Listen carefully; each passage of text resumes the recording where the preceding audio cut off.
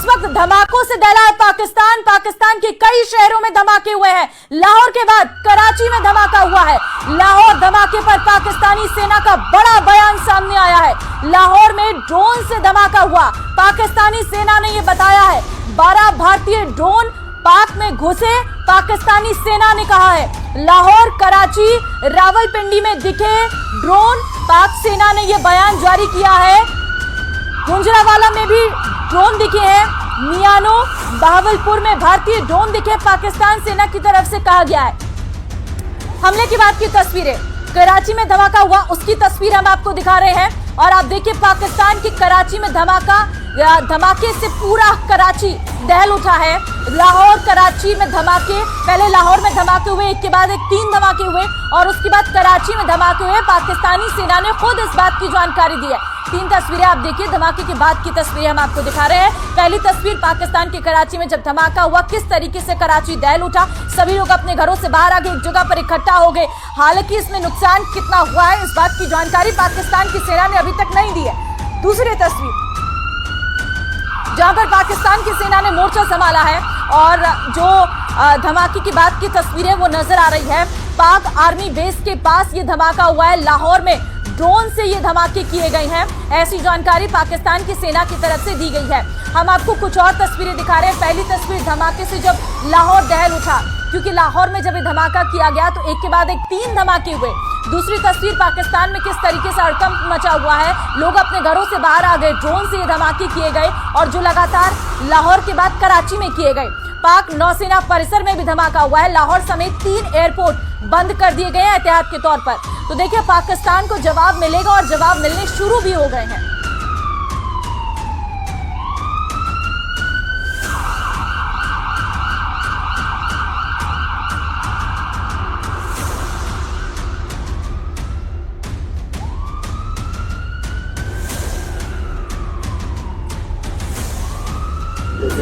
Ready steady पता नहीं अपने मैं उसके बाहर आया। मैं तो वैसे भी मजाइल था।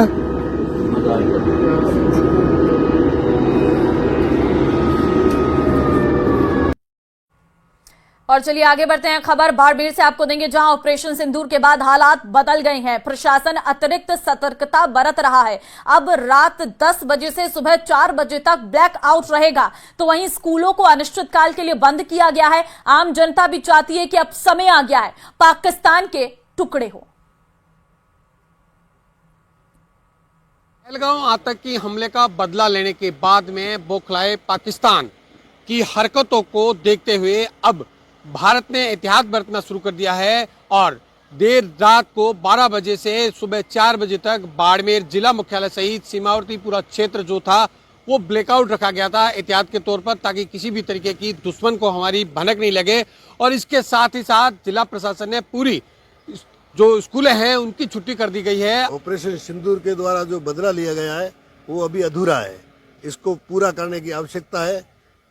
पाकिस्तान के सारे आतंकी ठिकानों को संपूर्ण रूप से नष्ट करके ही हिंदुस्तान में शांति स्थापित की जा सकती है और भारतीय सेना इसके लिए तत्पर है। और भारत के सीमावर्ती क्षेत्र के नागरिक हम सभी इस बात के लिए तैयार है, जैसी भी स्थिति होगी, चाहे ब्लैकआउट करे, चाहे सारी पाकिस्तान कुछ भी कर ले, लेकिन भारत सरकार जो निर्णय लेगी हम उसके साथ रहेंगे और बॉर्डर पर जैसी जरूरत पड़ेगी मुकाबले के लिए खड़े रहेंगे। जिस प्रकार ने माननीय नरेंद्र मोदी जी ने पहलगांव में हमला करके वापस जो बदला लिया है वो वाकई में काबिले तारीफ है। इसके लिए पूरे हिंदुस्तानियों में खुशी की लहर है।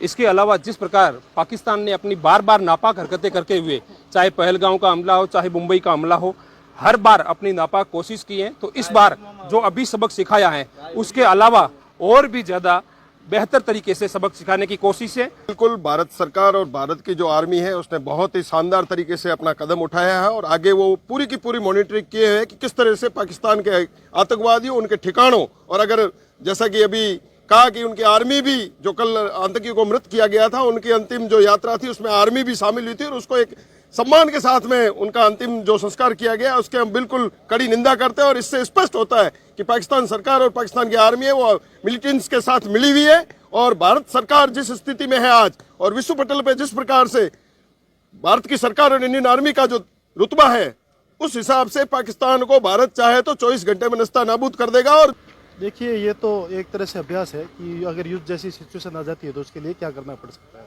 मगर सबसे महत्वपूर्ण चीज़ ये है कि पाकिस्तान ऐसी हरकतों से बाज नहीं आएगा। पिछली बार भी हुआ तो अपन ने वापस बालाकोट स्ट्राइक हुई या दूसरी स्ट्राइक हुई, तो पाकिस्तान चीज़ों से बाज नहीं आएगा। एक बार जवाब देने से पाकिस्तान का स्थायी इलाज ही करना पड़ेगा। और बड़ी खबर आपको दे रहे हैं, ऑपरेशन सिंदूर में मारे गए 100 से अधिक आतंकी। सर्वदलीय बैठक में राजनाथ सिंह रक्षा मंत्री ने यह बड़ी जानकारी दी है। रक्षा मंत्री राजनाथ सिंह की तरफ से बताया गया है कि मारे गए आतंकियों की गिनती अभी भी जारी है। 9 आतंकी ठिकानों पर सटीक हमले किए गए हैं। अगर पाक ने कार्रवाई की तो जवाब देंगे। राजनाथ सिंह ने कहा, हम मामला नहीं बढ़ाना चाहते और ऑपरेशन सिंदूर अभी जारी है। तो ये संदेश साफ तौर पर दे दिया गया है कि ऑपरेशन सिंदूर अभी जारी है। अगर पाकिस्तान अपनी हरकतों से बाज नहीं आता है तो हम फिर से कार्रवाई करेंगे, लेकिन हम नहीं चाहते हैं कि ये मामला बढ़े, युद्ध जैसी स्थिति हो। और इसीलिए पाकिस्तान को यहां पर समझने की जरूरत है, 9 आतंकी ठिकानों पर सीधे सटीक हमले किए गए हैं और अगर पाक ने कार्रवाई की तो जवाब देंगे। इंतजार कर रहे हैं। भारतीय सेना पूरी तरीके से तैयार है। आपको बता दें कि इस वक्त चाहे हम थल सेना की बात कर ले, चाहे वायु सेना की बात कर ले, इस वक्त सेना पूरी तरीके से अलर्ट मोड पर है। अगर पाकिस्तान ने कार्रवाई की तो हम जवाब देंगे। रक्षा मंत्री का यह बयान अपने आप में बेहद महत्वपूर्ण है। सर्वदलीय बैठक में रक्षा मंत्री ने जानकारी दी है। अनूप हमारे संवाददाता फोन लाइन पे है। अनूप, आपसे जानना चाहेंगे, आज की सर्वदलीय बैठक में राजनाथ सिंह ने किन किन बातों का जिक्र किया और बताया किस तरीके से ऑपरेशन सिंदूर हुआ? देखिए, आपको बता दूं कि आज रक्षा मंत्री राजनाथ सिंह की अध्यक्षता में सर्वदलीय बैठक बुलाई गई थी और इस बैठक में जो खास 2 बातें निकलकर सामने आई है कि रक्षा मंत्री राजनाथ सिंह ने सभी राजनीतिक पार्टियों को कहा कि ऑपरेशन सिंदूर अभी ऑनगोइंग है, यानी खत्म नहीं हुआ है।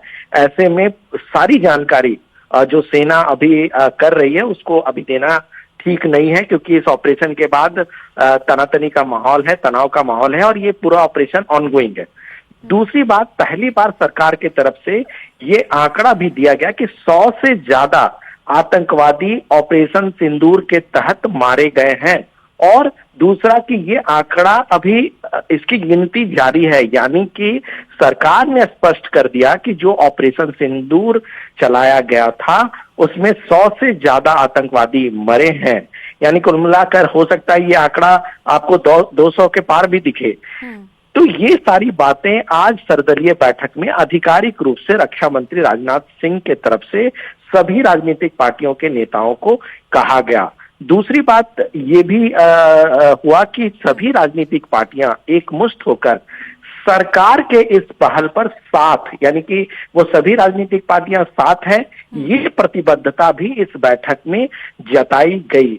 यानी कुल मिला के कह सकते हैं कि जो सरकार की मंशा थी कि सभी राजनीतिक पार्टियों को इस मसले पर ऑन बोर्ड रखा जाए, सबको साथ रखा जाए, इसमें एक सफलता मिली है। दूसरी बात की चूंकि ये बहुत बड़ा मसला है, राष्ट्रीय सुरक्षा से जुड़ा हुआ मसला है, आतंकवादी घटना से जुड़ा हुआ मसला है, ऐसे में सरकार हर बात पर पूरी राजनीतिक पार्टियों को साथ लेकर चलना चाहती है। जी बिल्कुल, बहुत धन्यवाद आपका तमाम जानकारी देने के लिए। तो इस वक्त संवाददाता दिल्ली से अनूप गुप्ता हमारे साथ फोन लाइन पे थे, जिन्होंने जानकारी दी है कि यहाँ पर राजनाथ सिंह रक्षा मंत्री की तरफ से पूरी तरीके से ब्रीफिंग जो है वो की गई है और उसमें बताया गया है कि 9 आतंकी ठिकानों पर सीधे तौर पर हमला किया गया है। और महत्वपूर्ण बात जो इस सर्वदलीय बैठक के बाद निकलकर सामने आई है कि ऑपरेशन सिंदूर अभी जारी है, यानी कि अगर पाकिस्तान ने हिमाकत की तो पाकिस्तान को जवाब दिया जाएगा।